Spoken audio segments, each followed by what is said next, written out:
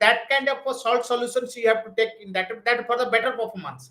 And also last class we have to understand, we have gone through that if we change another electrode also, it is possible, but it can give the different kind of values. So that's why we have to take what kind of electrode you are taking. That is means if you are taking here in silver, so silver chloride solution you have to be that is you have to use silver chloride solution. That is the main facts of this one.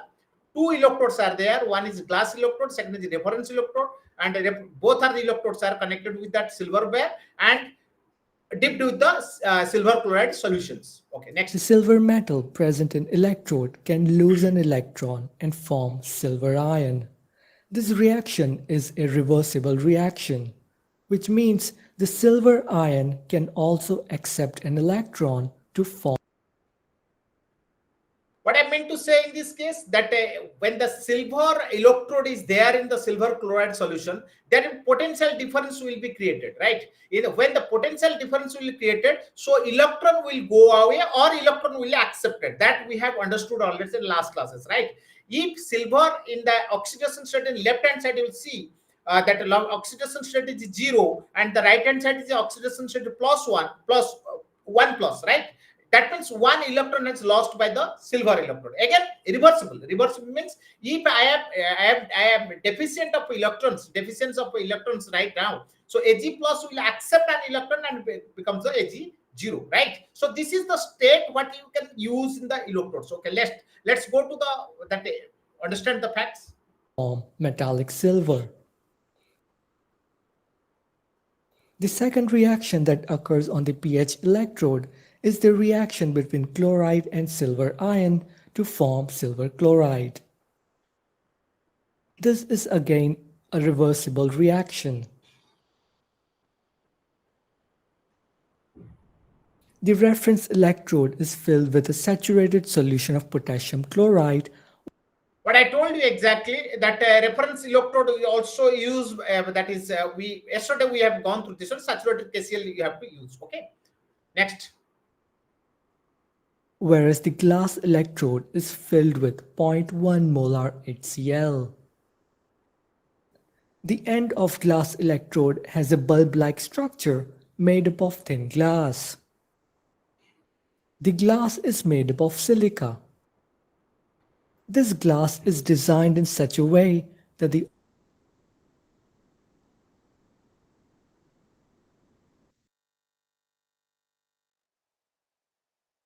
that is SiO2 will be there, and also 0.1 m of HCl, or that concentration we have to use. Okay, so go through the video. Oxygen molecules attached with silica remains outside from both the sides. We have seen this one yesterday. The inner side of the glass bulb as well as the outer side has the negatively charged oxygen atoms. These oxygen atoms are arranged in such a way that they specifically binds H+ ions from both the sides. When H+ ions binds negatively charged oxygen atoms, they create a layer which we call hydrated gel layer. The hydrated gel layer is present on both the sides of the glass bulb.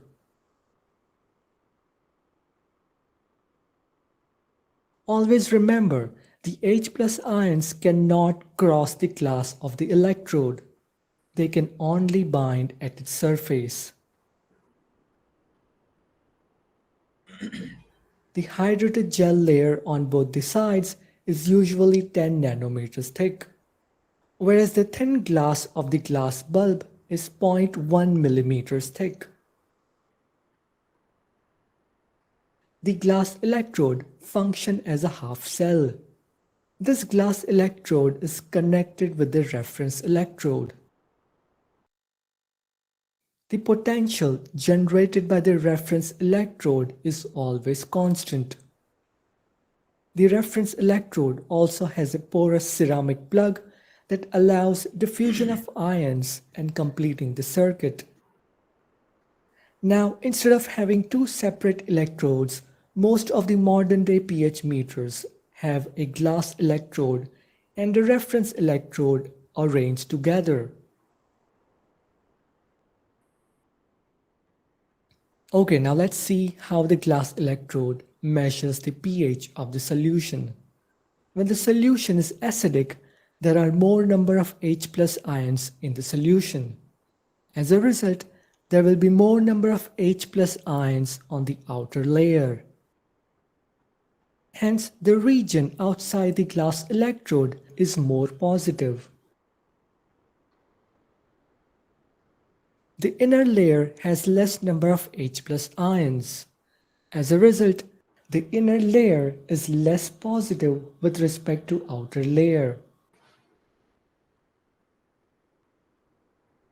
Now, to balance out the differences in the net charge, the H plus ions which are present in the inner solution starts binding the inner layer of the glass electrode. As a result, the concentration of free H plus ions in the solution of glass electrode decreases by slight amount. Remember, the total number of H plus ions inside the solution of glass electrodes is constant. In other words, pH inside the glass electrode is constant. But because the H plus ions binds the inner layer of the glass electrode, the amount of free H plus ions in the inner solution decreases.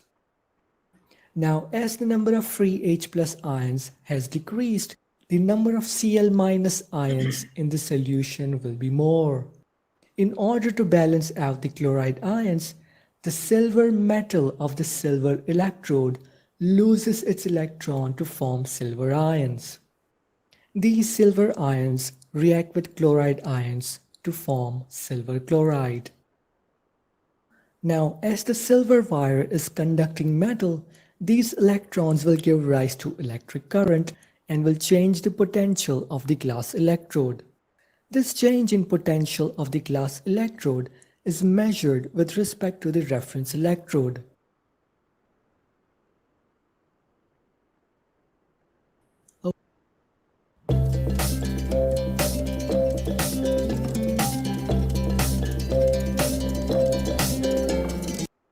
Okay, now let's understand the situation where the outer solution is alkaline. In this case, the number of H plus ions in the outer solution will be very less. As a result, there are less number of H plus ions on the outer layer of the electrode.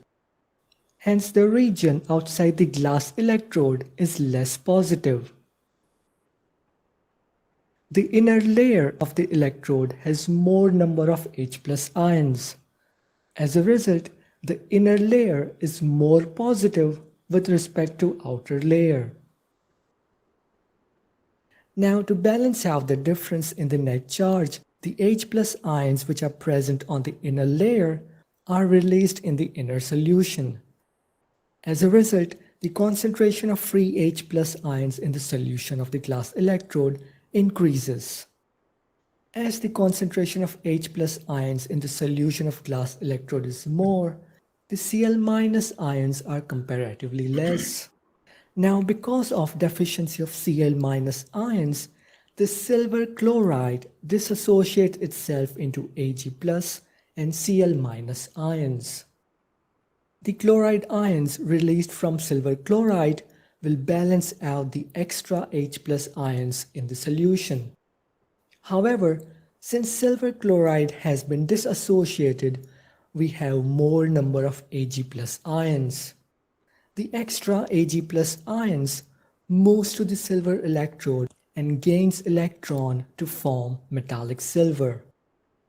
As the electrode is giving electrons to the Ag plus ions, the potential of the electrode again changes. This change in potential is measured with respect to the reference electrode.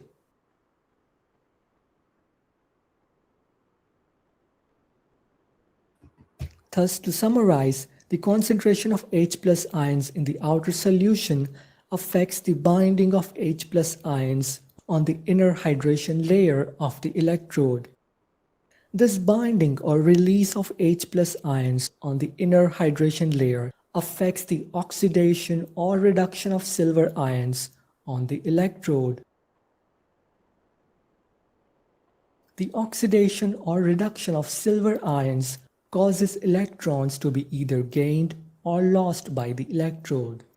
This in turn changes the voltage of the electrode.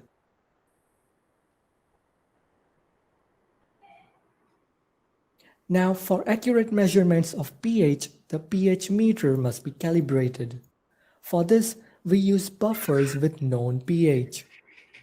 Usually, buffers having pH 4, pH 7, and pH 10 are used. For calibration, the pH probe is kept in the buffer and the potential difference across the electrodes is measured. We then tell the microchip of the pH meter to register this potential difference for the corresponding pH.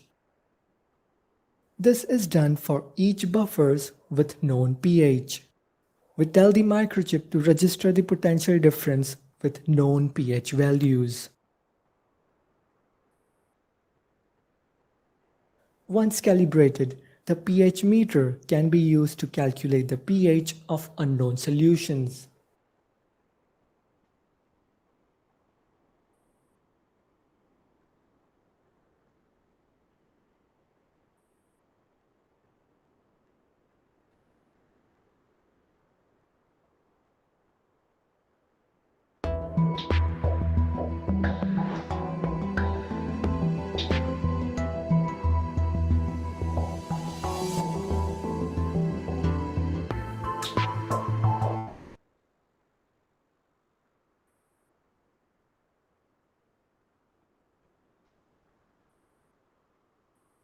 Okay. Now the thing is that we have discussed with that all we have gone through the video, and we understood that how these things is actually that organized in the pH meter, how the working procedure. But that is the most important thing, how the pH meter is working, right? So we have to understand that one. Then thing is that let's go to our that is syllabus. Okay. So let me share with that one.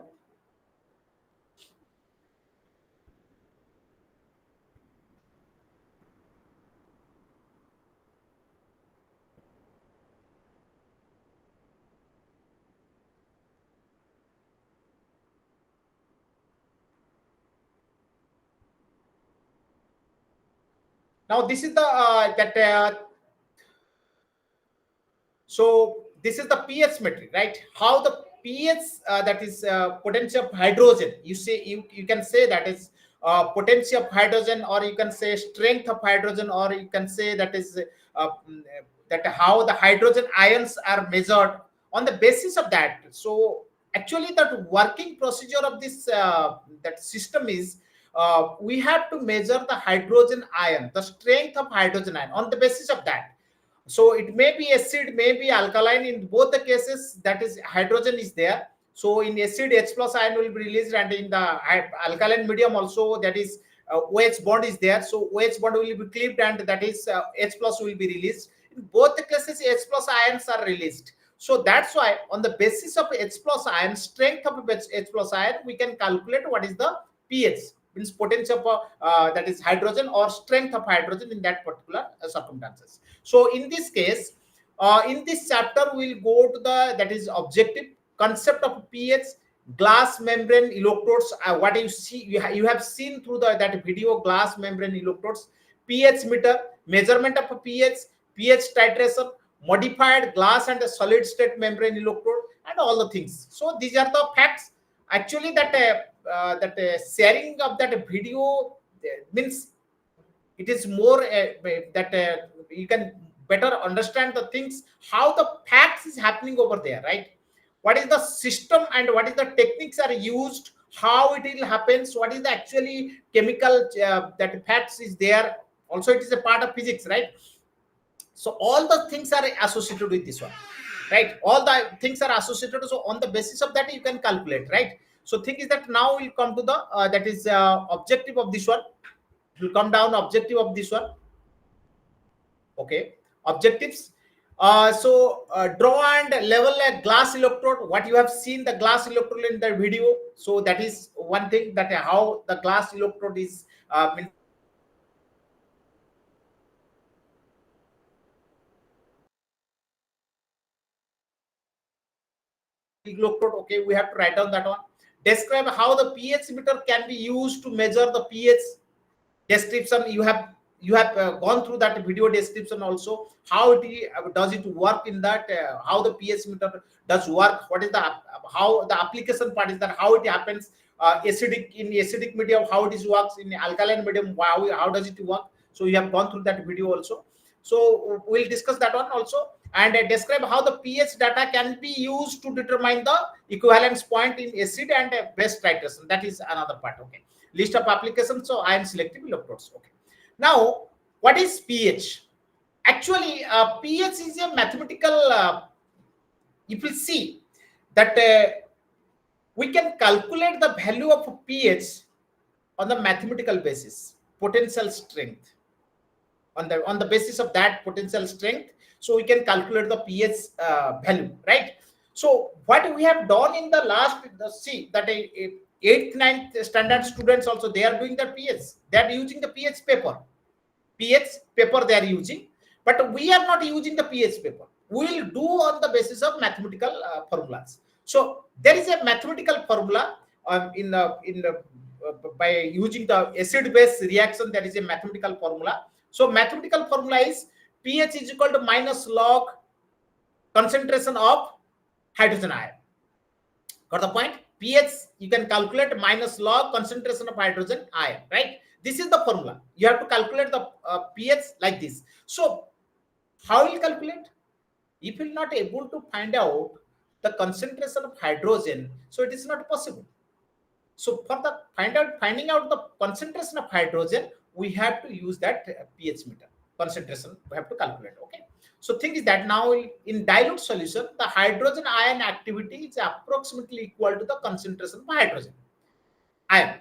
Pure water is a very slightly ionized, and at the equilibrium, the ionic product is. So you will see that it is a fixed value, right? So means that is your equilibrium constant of water is equal to around that minus 1.0 into 10 to the minus 14 at 25 degree Celsius. Means standard temperature it will maintain. So that is a kW, that is means potential strength, means equilibrium constant of that water is minus 1.0 10 to the minus 14. So if you come down there, that is ultimately the value will be pH.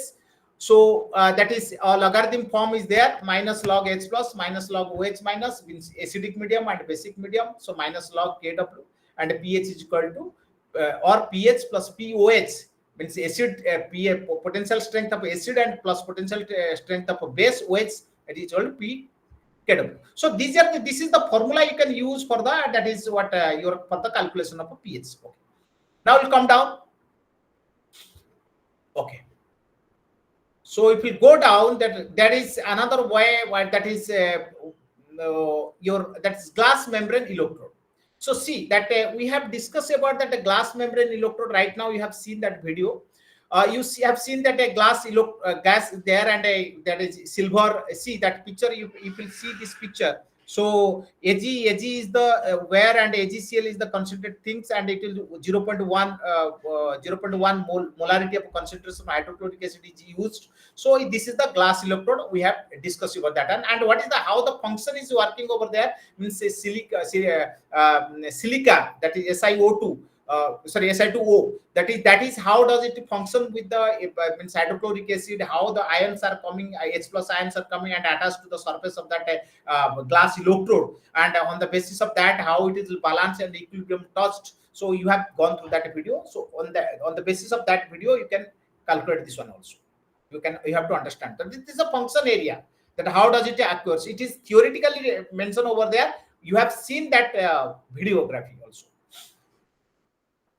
Next, come down to that this is the actually that a typical electrode system for measuring pH. Both the electrodes, that is your indicator electrodes as well as your that is reference electrode, both are used here.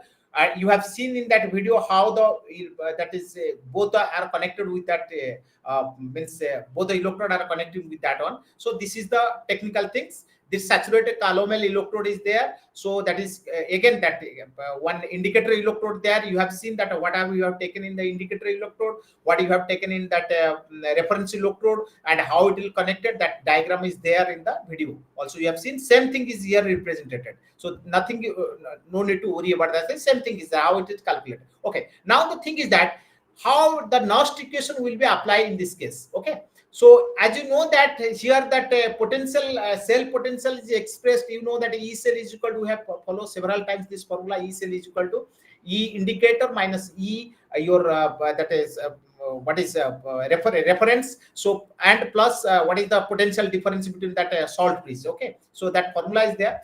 If you come down there in the pH is equal to, here is the pH of U is equal to pH S solid, that is this thing is mentioned, E cell minus E cell solid divided by 0.0591. This is the Nast equation you can apply for this particular use of this one. So alkaline error, so that in the video also you have seen that some errors are there in alkaline medium. So in alkaline medium, it is noticed that the ordinary glass electrode becomes sensitive to alkali ions and gives low reading in high pH range above 9 or 10 pH units. Okay, if pH units is more than 9 or 10, means alkaline medium, highly alkaline medium range is there. So that your glass electrode which is you are using, so that is becomes very sensitive towards the alkali ions, because you know that is containing a glass electrode is contains silica. So that's why that is the issue. The reason for the error is that while the glass membrane is selective to hydrogen, it also respond to other ions. That is why, that I told you earlier in the, when I started this class, I told you. So sometimes that this will be so happen, right? So the thing is that it respond to other ions. This becomes more significant when activity of other ions is higher to the activity of the hydrogen ion, right? So that's why it is happening. So because the glass contains this is due to the sodium ion can be reduced by use of a lithium oxide or glass or place of a sodium oxide glass. Okay, so that can be done. If you take the sodium oxide glass, instead of that one, if you take the lithium oxide of glass, so that will reduce more or less. Okay, so that is the error is there. But in acidic medium, what kind of error you will be there? You will see if the pH range less than 0.5, means it is very strong acid 0.5, the value determined by the glass electrode tend to be somewhat higher. Okay, so that is the somewhat higher, because that this error is you have to, why this error caused, that is explained over there in that video. But the thing is that you have to write down these things also, why error is happening. So this error, you have to write down this line very particularly. This error is due to the activity of water, which we have ignored while writing the Nast equation for the indicator electrodes. Okay, so when you are writing Nast equation for the indicator electrodes, so this particular things is maybe happen, right?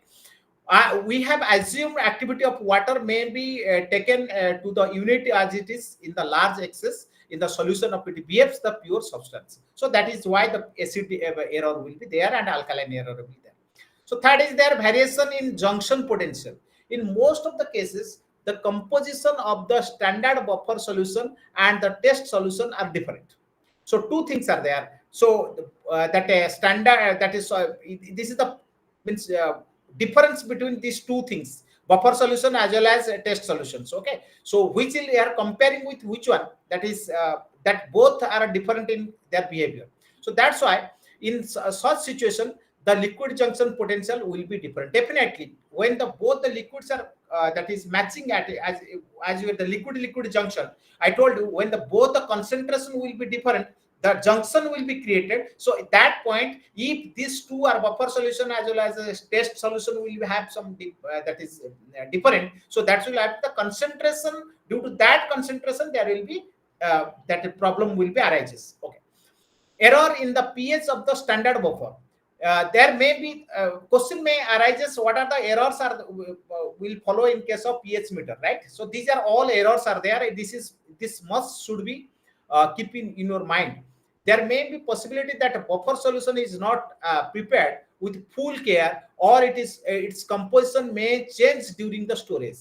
Got the point? So it is why the error happened, because due to the buffer solution. Buffer solution is not properly prepared, or storage is there any problem in the storage. All these factors will come across cause an error in the subsequent pH measurement. Next is that temperature. So pH, why the pH is actually, the pH is very sensitive, because so many catalysts are there, so many that is behavior in the so many industries that pH is used to know the behavior. Suppose if you go to the soil test, so what is the quality of the soil? So first we have to test the pH, right? We have to know that what is the pH is associated with the soil, like that. If it test any kind of bacteria's behavior, so you have to go through that pH. What it means, when you are treating with any bacteria with any kind of that is chemical, so that means you have to know the what is the pH, how they will be behavior towards the pH, right? So that's why the first thing is the pH meter. pH meter is the substantial important things for the any kind of that is electrochemical test. So if you have such kind of, you have to maintain, you have to see whether these kind of errors are there or not. Because if there is error, buffer solution is not properly prepared, so what will happen? The error will be caused, and you will be in the different state. You will think that pH is like this. You will use according to the chemicals, but thing is that it is actually due to the buffer mispreparation of a buffer solution. So it is happening. So that's why your procedure will be wrong. Okay. Now the thing is that temperature. A change in temperature may affect on pH measurement, definitely. So that if you have to maintain always the temperature, standard temperature, as you are maintaining 25 degrees Celsius, means 290 Kelvin of temperature. So always maintain that standard temperature. If we test this pH in 50 degrees Celsius, if we test pH in the 7 degrees Celsius, so there will be lots of changes will be the value. So that's why on the basis of that you cannot. So that's why a standard temperature should be maintained in the lab where you are doing any kind of pH pH that is testing. Then you will have calibration of procedure. Buffer solution can be prepared more accurately than plus minus 0.01 pH unit. Okay, this is the most important part. Calibration, actually that calibration is a process. I can give you the one video also. I can play the video for calibration. So calibration, I do have one PPT also. So calibration is an important process, because you see that when you are going through this, and so lots of that is what is that depending upon the buffer. So buffer solution preparation, if there is that mistake in the buffer solution composition, then pH will be affected. If buffer solution will use in temperature in not in standard temperature, so pH will be affected. If buffer solution is not properly stored, then pH will be affected. So if any so that's why calibration is that is an important area of this preparation of the buffer solution. So that is most important part of the pH calculation.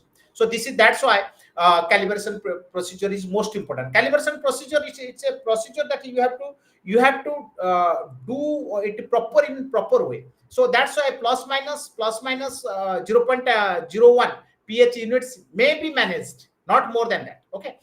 Then equipment related, as you know that earlier also I told you in the MCH-1 class, I told you that how the equipments actually faulty equipments gives some kind of error also. So this is as you know that this is completely equipment based experiment. So titration is also there. So that's why pH meter equipment faulty is there. So that's why pH may be hampered. So that's why that is the most important area.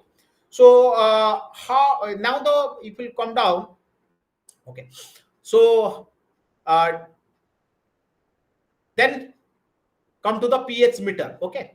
So it will come down pH meter. So there is a reference electrode and indicator electrode. Okay. You have in the video, so you have seen that what is the composition of reference electrode, what are the composition associated with that your indicator electrode, all the things are there. That is mentioned over there only. So see that your reference electrode that is thing is that your KCl solution you can take, or AgCl you can take, right? So this is that a 25 degree of Celsius of temperature in there. AgCl then Ag will donate one electron and it will becomes Ag plus, then Cl minus, again Ag plus and Cl minus combined together, reversible reaction AgCl will be happen. So that's why that is the scenario is associated with this area what you have observed in that video also.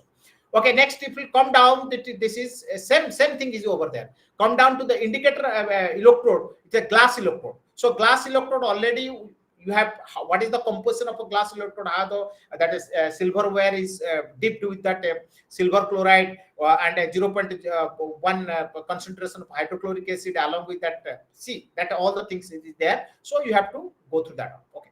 So already reference is there and glass electrode we have talked.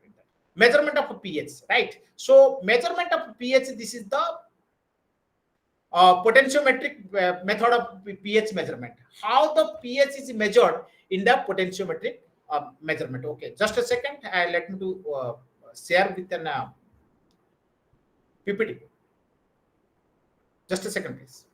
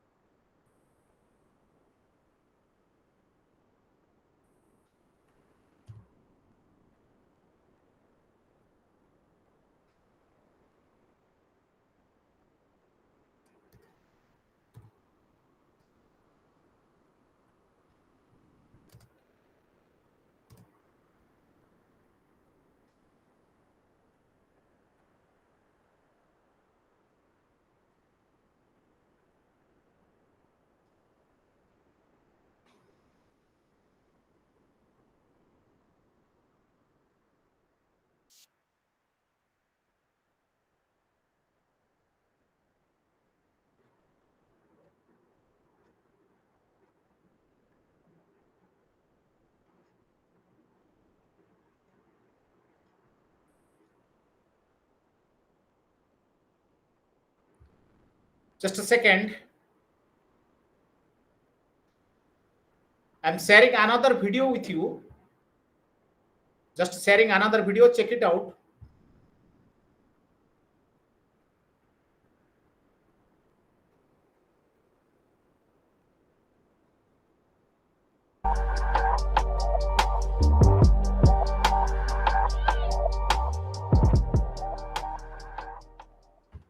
Hi, in this lecture we are going to learn about determination of pH through electrometric method.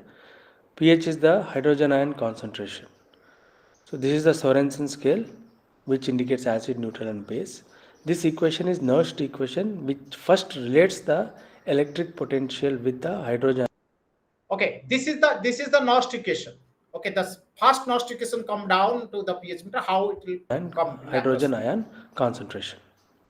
This was the equation created by the Nernst, which relates the electric potential with hydrogen ion concentration. Now we'll see about how to measure the pH through electrometric method. There are two types of electrodes available. One is glass electrode, one is metal electrode. Time being, we'll concentrate on glass electrode. Glass electrode contains a bulb, glass bulb, which is at the bottom, and it is filled with KCl, buffered KCl at pH 7, and it is inserted with a electrode that is made up of silver and silver chloride. And also we have reference electrode which also contains KCl, buffered KCl and silver chloride electrode. So one is acting as a test electrode, one is acting as reference electrode. So we measure the difference between test and reference. That what the indication of pH is. We measure the difference, what is the potential difference between the test electrode and reference electrode. So that tells you the pH of the system. Now assume we are measuring the pH of some solution, that is HCl. We dip this tube into the HCl. So HCl contains H plus ion, Cl minus ion. All the H plus ions are attracted towards the bulb which contains a gel layer there, because it is pH sensitive glass bulb which attracts the H plus ions towards it. Inside also we have H plus ions.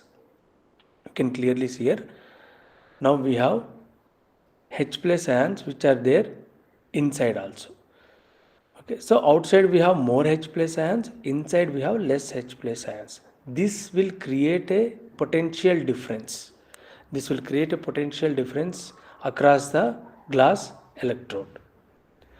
If the hydrogen ion concentration outside is more than the inside, then it indicates positive potential, which also indicates that the system is acidic. See here, the pH is less than 7. That is case 1. Case 2, if the hydrogen ion concentration is same at the both side, the potential will be neutral and also pH will be neutral. We have case 3 where the hydrogen ion concentration is less outside compared to inside, which indicates more pH, which is basic. This is how we measure the pH of the given solution with outside we have more H plus ion electrode and reference electrode. So that tells you the So now you have seen that how does it function, right? How we will calculate the things. Got the point? So video explain these things. How do we calculate? It will come down there. That is again. Let us see that one. Okay. the pH of the system. Now assume we are measuring the pH of some solution, that is HCl. We dip this tube into the So you have to that first that is here acid you have taken, right? How can you how the potentiometer? It's an equipment, right? Potentiometer is an equipment. We have to use that equipment and we have to understand how does it function, right? We are not that is how does the see that first we understood that the equipment, how the potentiometry equipment that means designed, how does it means what are the exactly chemical combinations, how does it work, principle we understood. Right now how to calculate and how to understand what is the value, right? What is the value of that on pH meter value, how to, because ultimately we have to work on the how, what is the value of a pH, right? So on the basis of that, let us understand. If you are taking the acid, so originally we know that very honestly we know that if the pH value is less than 7, right? Less than 7 means 6, 5, 4, 3, 1 or whatever maybe. So less than 7, that is acidic in nature, right? If it is you have, or everyone knows this one because being the science students we know this thing. And if it is 7 equal to 7, that is your neutral, means fresh water. Okay, that's good for health. If it is more than 7, that is alkaline in nature, right? So what will happen? How do you calculate? Because pH meter is not indicated. It will only that a potentiometer, that one meter will be arranged. If you see that circuit, 1 meter will be there. So what is there? What is the mechanism process we understood? But how will you calculate that one? That arrow, that hand of that meter will go down which side? What will value? Which side? What will value? Let's see that one. We have to understand that. the HCl. We have So taken this HCl contains H plus hydrochloric and acid. Cl See, minus ion. All the H plus ions are attracted towards the bulb, which contains a gel yes. layer there, because it is pH sensitive glass bulb which attracts the H plus ions towards it. Inside also we have H plus mechanism. ions. You can clearly see here. Now we have H plus ions which are there inside also. Yes. Okay, so outside we have more H plus ions, inside we have less H plus ions. This will create a You dip this one potential into the difference. HCl acid This will create a potential difference across the glass electrode. inside and outside. That is the potential If difference. the hydrogen ion concentration outside is more than the inside, then it indicates positive potential, which also indicates that the system is acidic. Yes. Now the come to the point. Do you understand? Now you dip that glass electrode into the acid, hydrochloric acid. Then what will happen? Yeah, as it is hydrochloric acid, so it's acid. Okay. So more H plus ion will come towards the glass. That is what is the surface of the glass electrode, and less H plus will come out to inside inner part. Have the less because it is not acid, right? It is not acid. So more and less, when the arranged together, there is a potential difference. Then what will happen? The hands of that potentiometer will go towards the right side, means the middle to the right hand side, in positive side. That means it is acidic in nature, right? Okay, next. We'll follow the next part. See here, the pH is less than 7. That is We'll move case towards the 1. positive side. Case 2, if the hydrogen ion concentration is same at the both Yes. side, the potential will be neutral. If we take fresh water, then what will happen?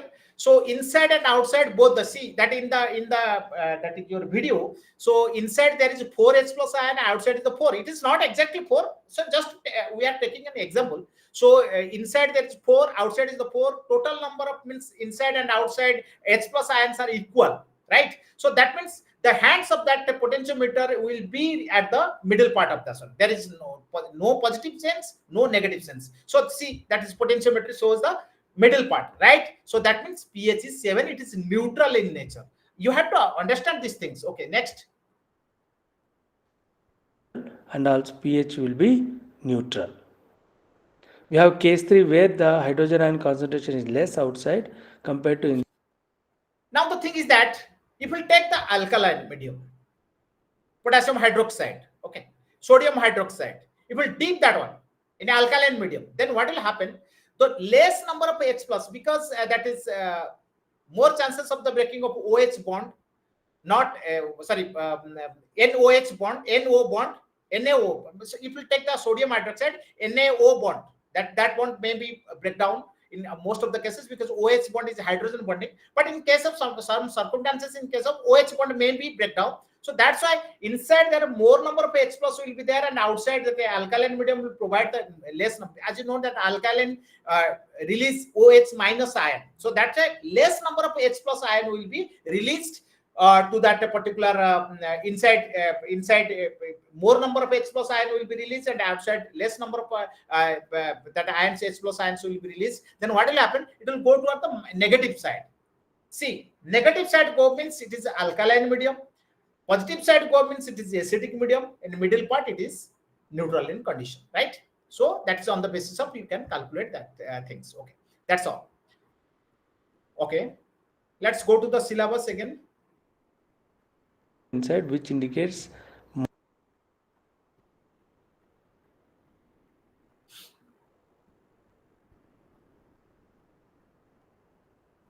so working procedure is most important, and understanding is most important. How does it work? So this is the thing that a potentiometer for pH measurement. How does it work? I see that now we have to go through the mechanism part of this apparatus. pH meter consisting of a potentiometer, a glass electrode, or reference electrode, and our temperature compensating device. A balance circuits is complete through the potentiometer. This is the what is there in the potential pH meter, right? Reference electrode, you know that reference electrode containing the half cell of that one, that is your calomel electrode is there, and what are the that chemicals you use, that KCl you have to use. Okay, glass membrane electrode, you know that what type of things it is used, we have already discussed. Then beaker is essential. Staring means one magnetic, you know that magnetic one, this is the things that you can see in this picture. Just a second. Yes, this is the picture. Okay, this is the your potentiometric things. That is one electrode is there. That is your glass electrode. Second is there your what is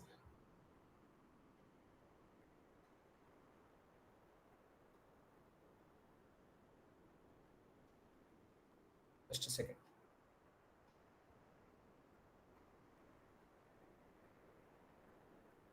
Glass electrode is there, and a reference electrode is there, and a potentiometer is there, magnetic stirrer is there. So these are the things of that particular pH meter. Okay, so that is mentioned over there.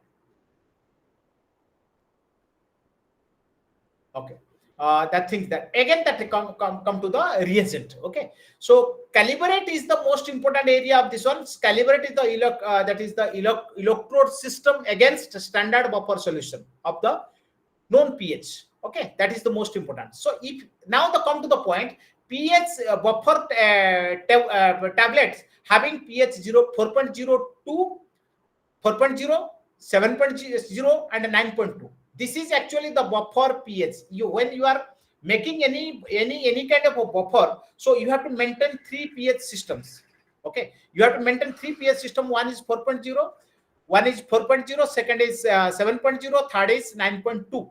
Okay, these 3 pH system you have to maintain in the buffer, right? So you compare with these three. If 4. You are comparing when the 4.0, so it will acidic in nature. If you comparing 7.0, it is neutral in nature. If you comparing with the 9.2, it is in basic in nature. So that's why most important, as a buffer is the when you are making. So that's why you have to maintain that proper parameter when you are making any kind of buffer solution. That's so important. Okay. So next for pH 4, when you are making pH 4 buffer solution, dissolve 10.2. It is the method. It is the method to prepare. Please note it down. So you have to make three types of buffer solutions to calculate the pH. So pH 4.0, 7.0, 9.2 of a buffer solution, right? So when you are preparing pH 4.0, okay, dissolve 10.2 gram of anhydrous potassium bisulfate bithalate, potassium bithalate. So KHC8H4. This is the potassium bithalate. Okay, 10.2 grams using boiled and cooled distilled water, not normal water, fresh water, dilute to 1 dm cube, decimeter cube. Okay, so this is the distilled water you have to use. If you are preparing pH 7, that is 7.0, dissolve 1.361 gram of anhydrous potassium dihydrogen phosphate. So this is the important area. If you are preparing pH 4 buffer solution, then you have to potassium bithalate, you have to that use with 10.2 gram and dilute. That is always you have to, in case of chemistry practical, you have to use, or any kind of chemistry experiment you are doing, so always use the distilled water, not normal water. So here in the pH 7, so dissolve 1.361 gram of anhydrous potassium hydrogen phosphate and 1.42 gram of anhydrous disodium hydrogen phosphate. Both we have to be dried up to 100 degrees Celsius to 130 degrees Celsius. Use distilled water which have been boiled and cooled to dilute 1 decimeter cube. This is the second step. You also make questions how the buffer reagent you will prepare, that maybe the questions will come. And for the pH 9.2 buffer solution, dissolve 3.81 gram of borax. Okay, so borax formula is there in distilled water, dilute to 1 dm cube. So that's why this is the important area of preparation of buffer solution, right? So buffer solution behaves as the reagent, I mean to catalyst here. So that is why preparation of buffer solution is most important in this case. Okay, now we'll come down to the procedure. If you come down to the procedure, then you read the procedure here. So procedure is given that how to do this one, that procedure is there, numerous various designs are there. So on the basis of, here is the diagram is there, preparation is there, procedure is there, you have to follow the procedure. This is the stepwise procedure, you will do them. Precaution, you know that as you said that precaution is most important for that one. So you have to use the precaution also. Precaution is important area. Okay. Then pH titration. How will do the pH titration? Okay. Just a second, please.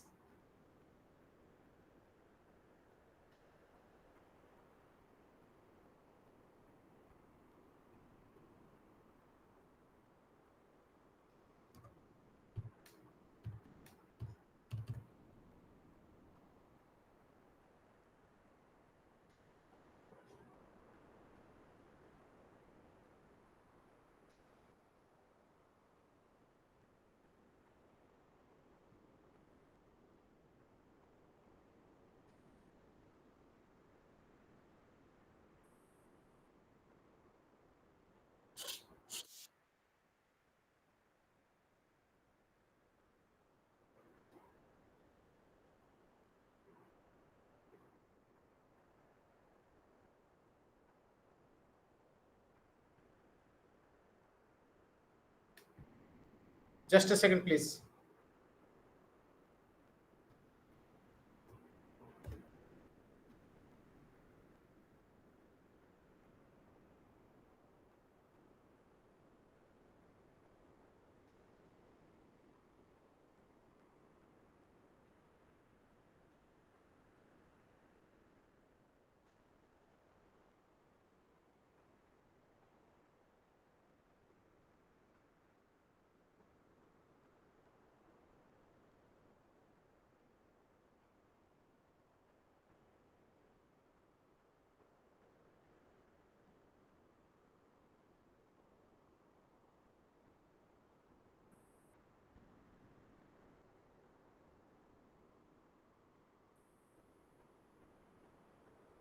be online. Just I'm trying to draw down one.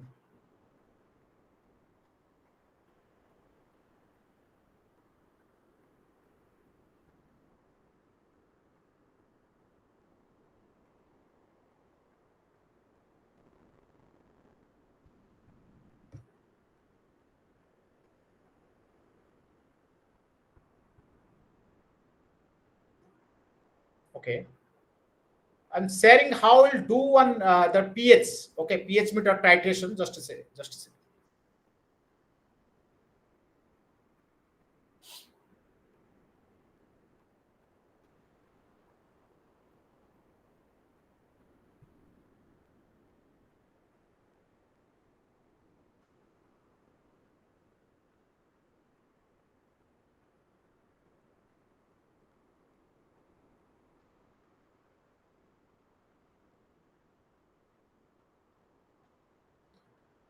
Now go through this video. You will understand how we'll do this pH meter titration. Titration using a pH meter, okay, or pH probe. Okay, this is a simple pH device that is used for accurately measuring the pH of a solution. Okay, it will give a digital readout, okay, of the pH. Okay, so at the moment it's reading 5.33. Okay, so before use of this, we would calibrate our pH probe by placing it into solutions of known pH. One must be. See that what the professor told. See, you have to first calibrate. You are having that pH meter, right? So you have to first calibrate it. Listen Reading in properly. 5.33. Now it is showing 5.35, Okay. right? So before use of this, we would calibrate our pH probe by placing it into solutions of known pH. Yes, One known must pH. be a pH 7 and then either a pH 4 or Yeah. a pH 9, so that the Right. device can then generate the pH curve, the pH. What I said right now, what I explained, that buffer solution should be three, right? One 4.0 pH, one is 7.0 pH, one is 9.0, 9.2, right? Three pH. The professor is telling same thing, right? You have to dip your potentiometer into that pH, known pH. That means 4.0 or 7.0 or what is 9.2. What type of pH you have taken? We don't know that what type of pH that buffer solution you have prepared. Either you may prepare three solutions. Yes, absolutely. If you are trying to test the pH of any kind of substance, so you have to first prepare these three buffer solutions. Okay, one by one. Don't store it. One by one, you have prepare. Then just test it. Right. So first you have to make 4.0. Suppose you know that how the 4.0 pH buffer solution you have to prepare. Right? That is, it is given over there. So that is sodium by halate. The thiolate you have to take in that how much gram is there over. Then you have to prepare that buffer solution and dip your pH meter into that. Then what will happen? Then see. Curve for the solutions. So we will place it in the solution, press calibrate, and it will come up with calibrate 7, press it again, and it will come up for calibrate 4 or calibrate 9. And we would place it in one solution, calibrate it, rinse it off with distilled water, take it and place it in the second solution and calibrate it for the second pH. And this is called a two-point calibration. Now, what we're going to do, okay, is we're going to carry out this experiment, okay, in a beaker. The reason we're having to carry out this experiment in a beaker is that the pH, this type of pH probe is too wide to easily fit. Yes. What actually that we have to understand that see, the professor is telling how you will put that pH meter. Why it in beaker? Because beaker is a large surface area and bigger in size. So that's why we can calculate properly. If we put in the test tube, it is not fit into that test tube, right? So so that's why we have to put in that beaker in this pH meter in the beaker.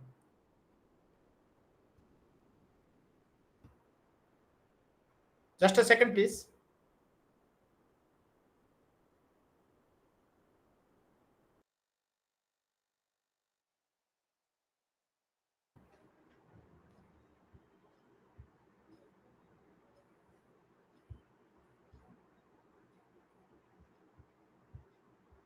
Okay, just give me.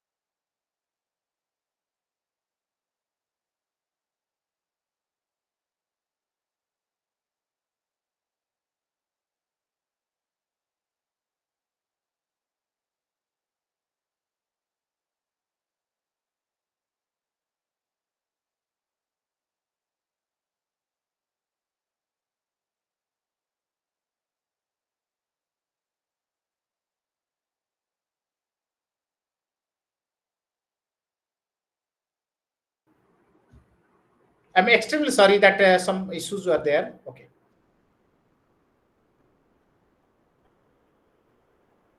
Okay. Jyoti Sharma is writing that when we will have practical class schedule to attend. I don't. So you just consult with your study center, right? Jyoti is there. Who is Jyoti?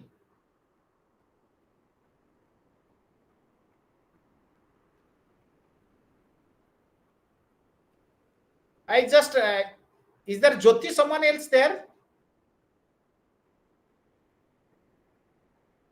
Are you getting me, all of you? Yes, sir. Yes. Okay, so actually, Dibendra, some Jyoti Sharma is there. She had dropped a message in the chat box, so that when do have the practical. So for your kind information, you just consult as it is all India class. So I don't know that which center has when use your practical schedule and all the things. You just consult with your study center, right? When the practical will be there, right? But what I am going to say, my simple principle is there. You have to understand this is all the things are very much practical, so that's why I'm sharing the video. How can I teach you about these things? I'm unable to teach you over the online classes in this case, so that's why I'm sharing the video. At least you will get some idea how to do the this kind of things. See, okay, theory based you can it is fine, no problem, but in the that is when the practical will come, so that is another issue. That's why just follow the professor right now. Into the neck of a conical flask. But you can actually get narrow probes that will fit into the flask. Okay, or probes that will connect to a computer.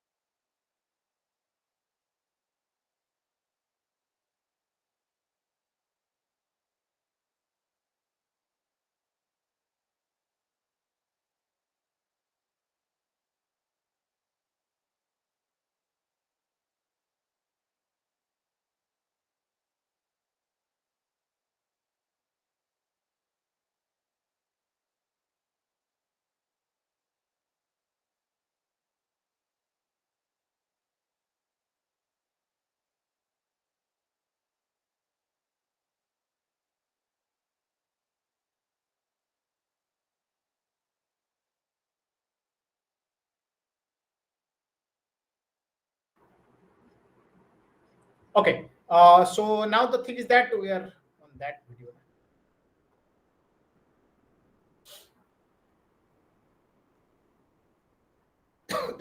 The pH. Okay. Now, what we're going to do, okay, is once again we're going to using our pipette and pipette filler, accurately measure out our 25 centimeter cubed of solution. Okay, in this case it's the sodium hydroxide. We're going to make sure that we check. Now the professor is taking the solution whose pH you are going to measure. First, the professor, what I have there done, that is potential pH meter, they have dipped into that buffer solution, then kept outside, and also now they are that is 25 ml. So he is taking 25 ml of that is particular solution whose pH we have to find out. Just let okay. It's Now the sodium hydroxide. He is taking sodium hydroxide, perhaps. Of the pH. Okay. Now, what we're going to do, okay, is once again we're going to using our pipette and pipette filler, accurately measure out our 25 centimeter cubed of solution. Okay, in this case it's the sodium hydroxide. We're going to make sure that we check the meniscus at eye level. Okay, adjusting where necessary. And then we're going to empty the solution into our beaker.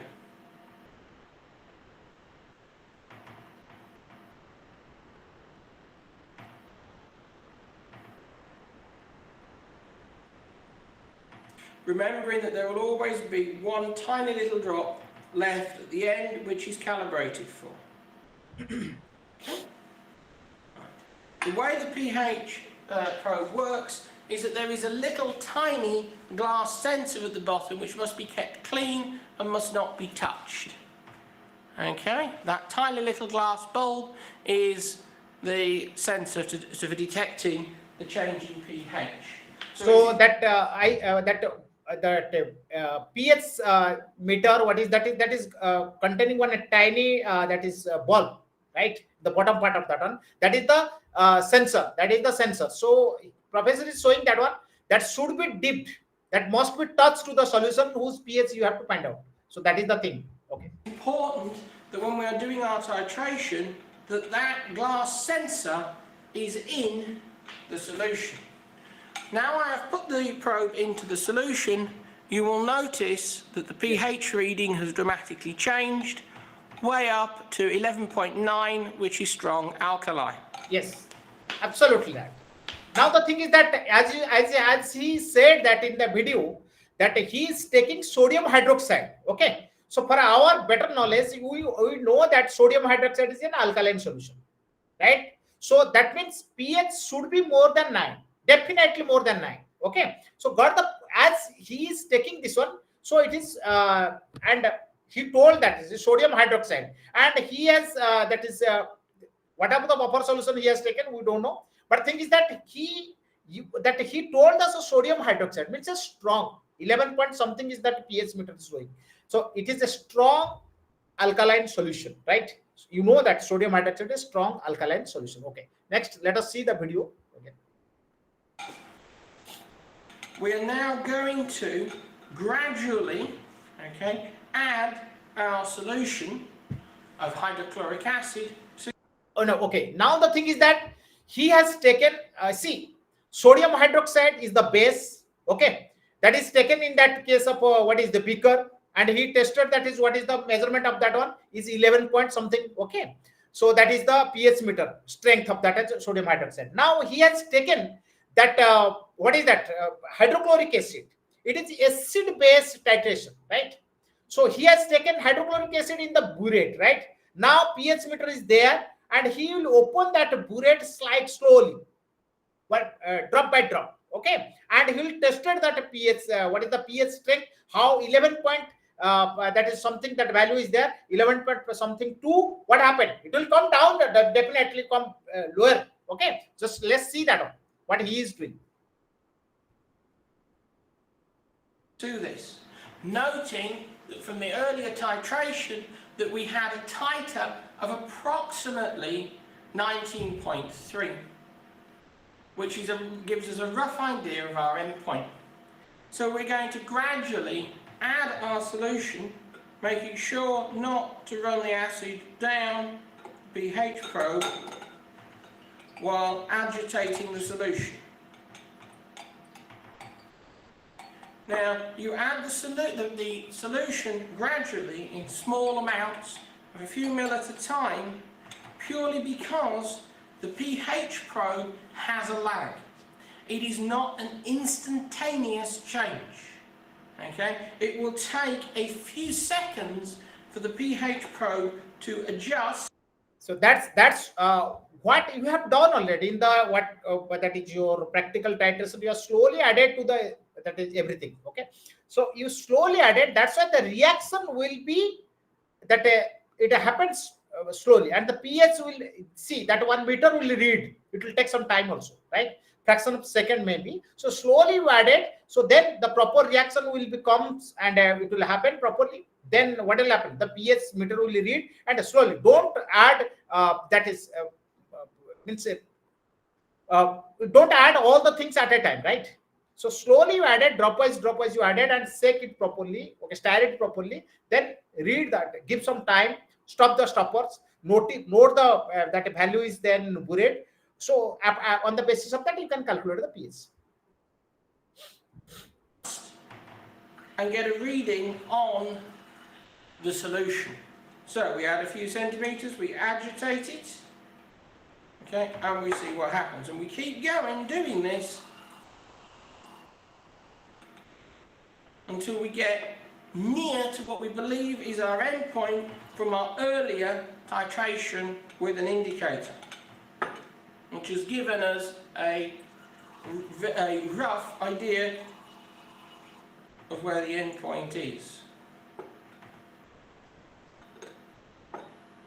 If the device goes into auto sleep mode, which means it turns off again, just turn it back on.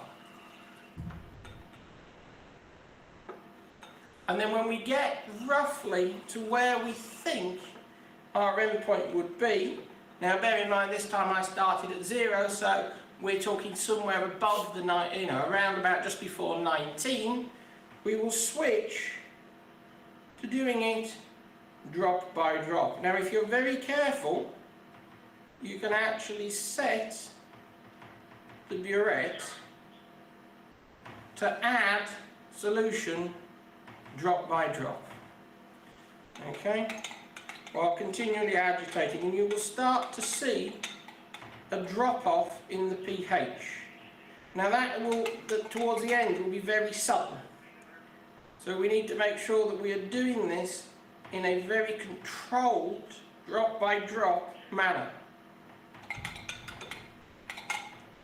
Okay, and we are aiming for a pH to stop around about a pH of 7. Now there is a little bit of variance, okay, so this one's currently reading 6.7, okay, because it's catching up with the lag, and that gave us a titer of 19.2. Okay, and again, you can repeat this, okay, and again, to try. Okay, now what he has done, it was 11 point something. Okay, now pH has come down to the 7, right? Around that 6 point something he is telling. It will toss into the 7. So then how much acid, hydrochloric acid you have added to the sodium hydroxide, then pH comes down to the 7, neutral condition. Okay, that the pH of that solution is now neutral in condition. Okay, so think is that it is 7, pH is 7, so that means that solution is neither acid nor base, right? What he has done, right? Again, that what will happen, that how much amount of that hydrochloric acid is added to that one, on the basis of that you have to calculate, right? So that the thing is that pH meter is doing the job. Again, that you will add some more acid, then concentration will, the acidic concentration will be high in that solution, then it will come down to the, again the pH value will be decreases. Then on the basis of that it will go out towards the base, sorry, acid. base to neutral, net to acid. Okay, that is the very facts. How will do the practical in this case? How will you will do in your job also? That is the scenario I just shared with you. Okay, thank you. So let's just to stop the sharing of this one. Now we'll go to our that syllabus.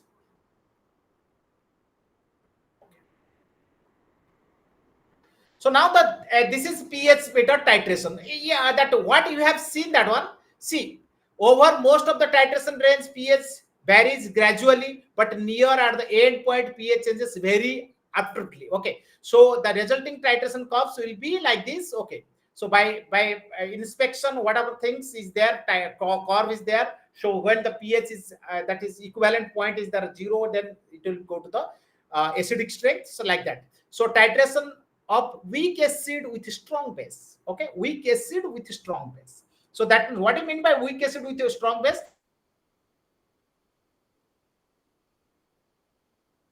Acetic acid or vinegar or your ethanoic acid, it's weak acid. We can control weak acid with a strong base. Sodium hydroxide, ammonium hydroxide, they are all strong base. So you have to take the strong base in the beaker and a weak acid in that. Again, that you have to do the titration. What procedure you have to done in this case? So on the basis of that, you have to note it. 3, 4, 5 points you have to calculate. 5 for titration you have to do. Then write down the readings from initial to final. Then calculation will be done. Okay, that is the things. Okay, here see that is acetic acid is given and sodium hydroxide is given, ammonium hydroxide, whatever the strong acid and acid point on that basis. So these are the methods of calculation. Okay. These are the methods of calculation you have to do. What is the strength you got on the basis of that? How much value is decreased down? So on the basis of that, you have to do the calculation. Okay. These are the calculation points, and you will go through that one. You will check, you will read, and you will find out what are the things are there. Okay. Then a buffering action of. Okay, no problem. This buffering action is not essential. Buffer is there. H plus is slow acid is there. Okay. Now solid state electrode membrane. Okay, this is the another type of things. Solid state membrane electrode. Okay, let's me to share what is that. Just to wait.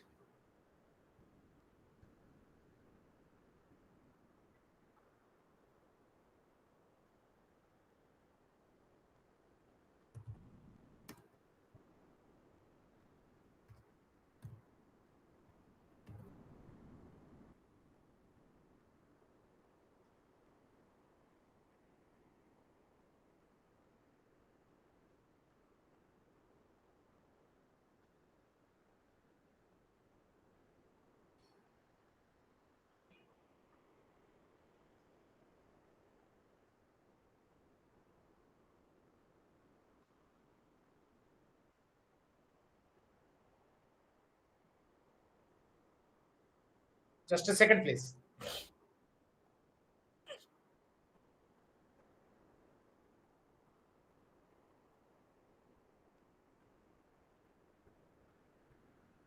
Now I'm sharing with another video also. You have to understand. You will understand what is solid state.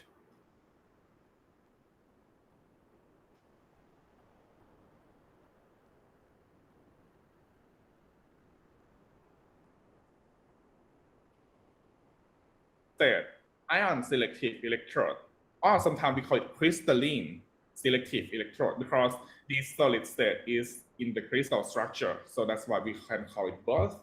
So what is the solid state ion selective? Already yesterday, yesterday class, last class I have taught you, but you just go through from the insoluble ionic salt of the analyte ion. Insoluble salt of the analyte ion. For example, if we want to measure the fluoride ion, as the example given here, if we want to measure the fluoride ion, then we can use some form of the solid state ionic salt of the fluoride ion. Solid state ionic salt of the fluoride ion, which here I put here that for fluoride detection, they use something called lanthanum fluoride, LAF3. Now, lanthanum fluoride is the insoluble ionic salt. By the term insoluble, it can actually soluble. It can actually like dissolve in water a little bit. So you may want to avoid them to be in contact with water. So what is the structure of this salt? So you can see here, it is the solid state or crystalline structure. So the cation and the anion is in the well order, like this is lanthanum ion. This is fluoride ion. So you get the crystal, right? But now, since you want to detect the fluoride ion, so you're gonna have to like fine tune the structure, like you make some vacancy in the fluoride ion so that you can bind small fluoride ion.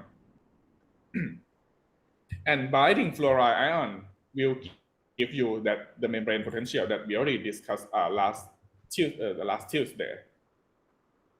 And the solubility equilibrium of this one is LaF3. You're gonna get like the LaF2 cation plus the fluoride ion. So if you have fluoride ion in the internal solution for one concentration, and if you have fluoride ion for the external solution or your test solution, then you can generate the membrane potential. This is similar to last time when we talk about glass membrane electrode. We have the internal solution with one pH and your test solution or external solution with another pH, and you generate the membrane potential. So same thing here, except that this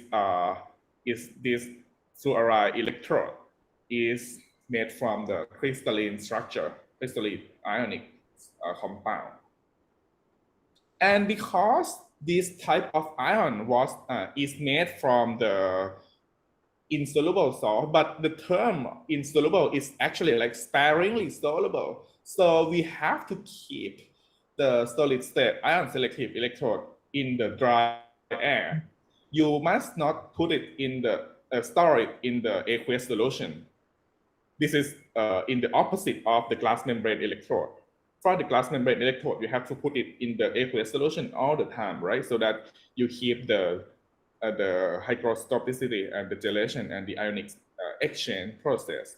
But for solid state electrode, you need to keep it dry. You must not put it in the aqueous solution when you want to store it. So this is the principle of the solid state ion selective electrode. You have the crystalline insoluble salt of the ion that you want to measure. Here you want to measure the fluoride, then so you use the lanthanum fluoride,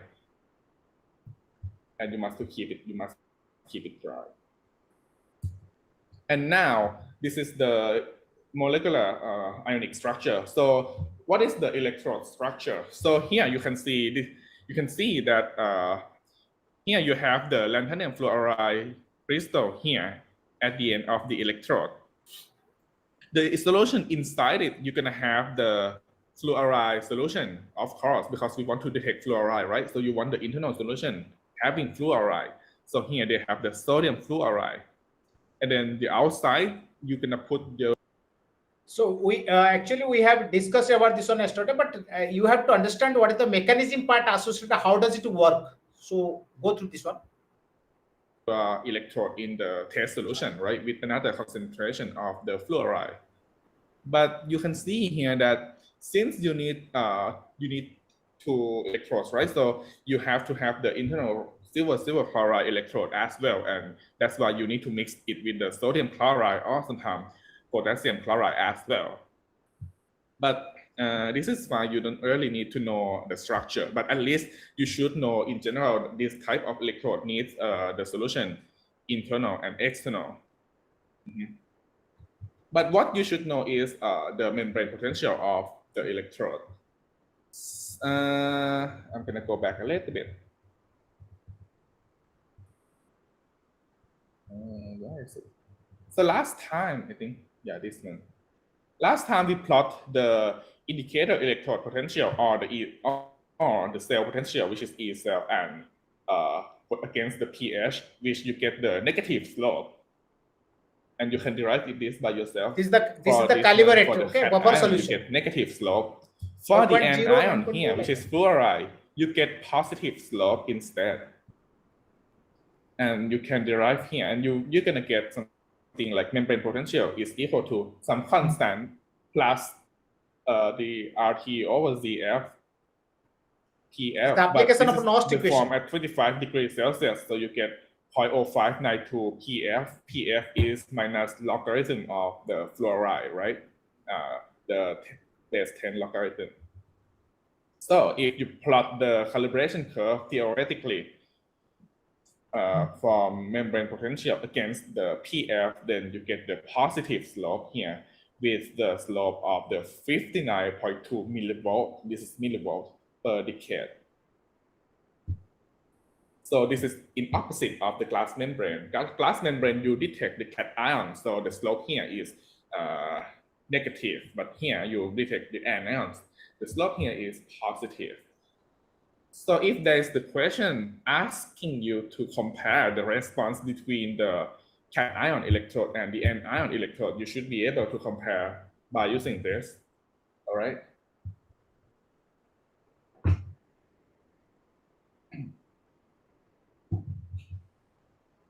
Any question?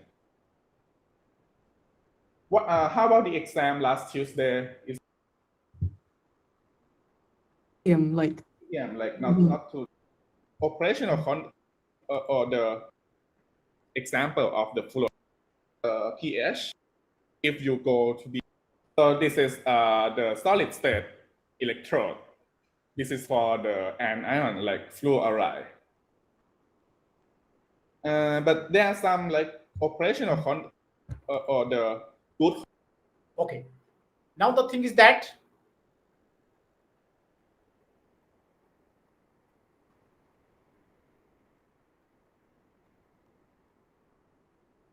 so how does what is the mechanism of this one? We have discussed the last class. Also, we have gone through this one. How the lanthanum fluoride is behaves in that segments. So these are the things already we discussed last class, and also this is the mechanism part of that. How does it works? So this is the fact you have learned through the video and all the things. Okay. So now we'll come down.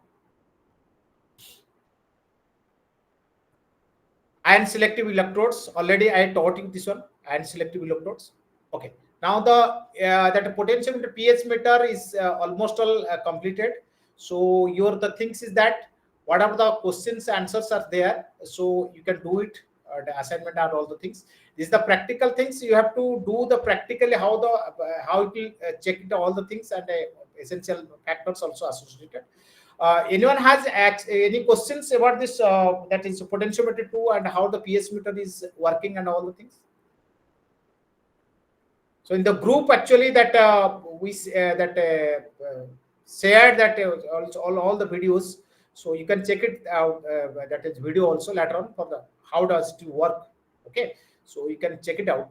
And second thing is that tomorrow class means Friday. That is tomorrow class is rescheduled to the that is Sunday means 23rd. 11 to 1 p.m. right, 11 a.m. to 1 p.m. because that I am not available tomorrow, so it is rescheduled to the 11 to 1 p.m. Sunday, right? Friday there will be no class, Saturday there will be no class, and Sunday there will be a class from 11 a.m. to 1 p.m. So please do cooperate. I think all of you have got the information through your mail as well as also in the group you are there, so you are there. So also you got the information. Any questions about this?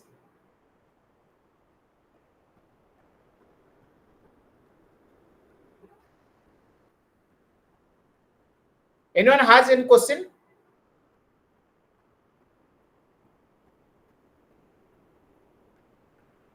Okay. So let's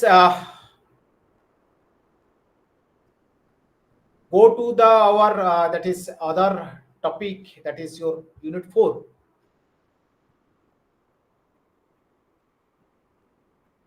Okay. So as you know that that unit 4, I am sharing the unit 4, your syllabus and all the things.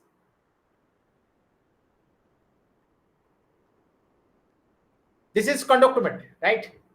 So this is that potentiometry is completed. This is a conductometry, and in the conductometry, what is the actually defined electrolytic conduction? So as you know that two types of cells were there. So I told you two types of cells are there. So one is electrochemical cell and second is electrolytic cell. Okay, and in the day one I just explained all the things. Electrochemical cell is that is the cell which that convert chemical energy to electrical energy. Electrolytic cell is just opposite. It is convert electrical energy to chemical energy. So that is pH we have done, and but the thing is that here this is your what is that electrolytic conduction, right? So that means electrical energy will be converted to the that is chemical energy. So that define electrolytic conduction. Second is that distinguish between the electrolytes and the non-electrolyte solutions and strong and weak electrolytes. Explain conductance of the solutions, molar and equivalent conductance. Okay, no problem. Describe. Okay, so the thing is that electrolytic solutions before going to this, we have one area that is your types of electrolytes. Okay, types of electrolytes. So it is one is strong electrolytes, second is weak electrolytes, right?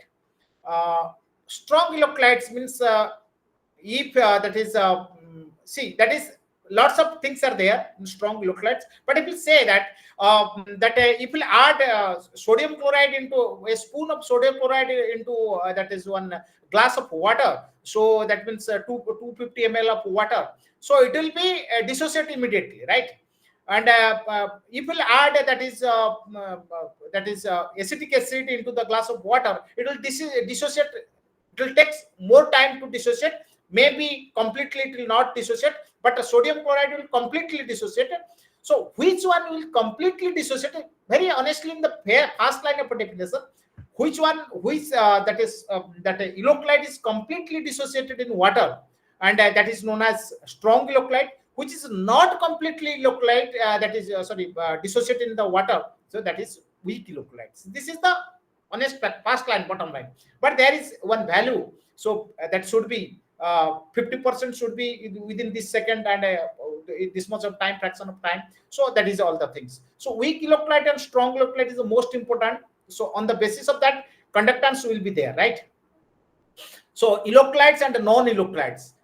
It is very actually the thing is that electrolyte and non, which is dissociating the water, okay, and gives the ions, that is cation and anion, that is known as, you can say it is electrolytes, which is not dissociating the that water. Suppose if you put down one piece of iron into the glass of water, so it will not dissociate, right? So it is non-electrolyte. If you take the salt also, right?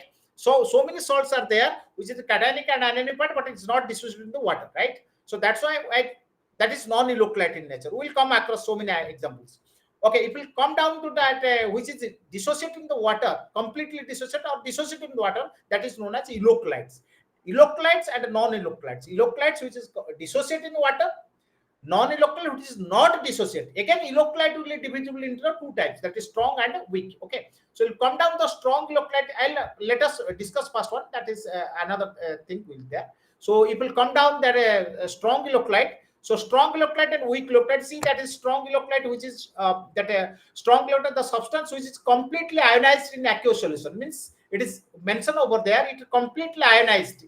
That is, so it is means completely dissociated in the water. That is known as strong electrolyte. Weak electrolyte, it is not completely means dissociate, right? So here ethanic acid is there, hydrogen cyanide is there, but in that strong electrolyte, sodium chloride, ammonium chloride, potassium nitrate is there, right? So this is the things. Okay, now the thing is that come to the point. One magic fact is there. If I'll say that is anhydrous sodium chloride salt, anhydrous salt means there is no water H2O molecule. So anhydrous salt is a bad conductor of electricity. I'm telling you one fact, then I will explain these things. Anhydrous salt is bad conductor of electricity. There is no H2O molecules. That is a bad conductor of electricity. But aqueous sodium chloride salt solution, aqueous sodium chloride. So hydrous, you can say hydrous. Okay, aqueous sodium chloride is a good conductor of electricity. See, there are two facts. One, sodium chloride there is no H2O molecule at all. H2O molecule I'm telling you about, not water, H2O molecule. Okay, but this is some H2O molecules are there. Okay, two things. This is bad conductor, this is good conductor. Why do you know what happened? Because this, when it is dissociated in the water, so it gives Na plus and Cl minus ions. So ions are present means electrons release, electron acceptance are there. As you know that flow of current is opposite to the flow of electron. So as electron flow is there, Na plus and Cl minus, so that means the current will be flow. So the thing is that you have to understand that how strong electrolyte behaves and that is conductance in this case. If you see your thing, that is conductance of a solution. So thing is that G is equal to 1 by R. G is the conductance. The electrolyte conductance is denoted by G here. So G is equal to 1 by R, reciprocal to the resistance. So as I told you, conductance is reciprocal to the resistance. So it is G is equal to 1 by R. So as you know that G, that is what is that? You say that conductor is directly proportional to the applied electromagnetic force E. Okay, so I is equal to E by R. So I is equal to directly proportional to the E by R. So I is equal to E by R. So that's I is equal to Eg. So this is the formula that it develops in this case. So R is equal directly proportional to I L. So length of the wire. Okay, and R is equal to L by A. Means resistance is reciprocal to the area of a cross section, and resistance is directly proportional to the length. So R is equal to proportional to the L by A. So R is proportional to L by A. So R is equal to rho L by A. Rho is the reciprocal constant, that proportional constant. Rho is Rho is known as the specific conductance. Specific resistance. Rho is called as the specific resistance. Okay. So rho is equal to R A by L. So the SI unit of that is L and A are measured. L is equal to length. A is equal to area of cross section. So that is centimeter square or meter square, whatever may be. On the basis of that, you can calculate. So again, G is equal to 1 by R, and in place of R, we can place rho L by A. So that means G 1 by R is equal to 1 by rho A by L is equal to K. 1 by rho as the constant. Rho is a constant. 1 by rho is a constant. It will gives K. K means kappa. So and A by L. Okay. So G is equal to A by K, A by L. So this is the K is known as the kappa. So that is your specific conductance. K is known as the specific, as rho is known as the specific resistance. It is known as specific conductance. So on the basis of that, we have to calculate so many formulas are there. Okay. So I have to finish the class today. It is tomorrow we will go for the Sunday 11 to 1 p.m. there will be the class. Okay. Thank you for your cooperation. Hope you have gone through all the things. Thank you, sir. Thank you. So you have to. Okay. Thank you very much. Jyoti Sharma. Hello. Are you there?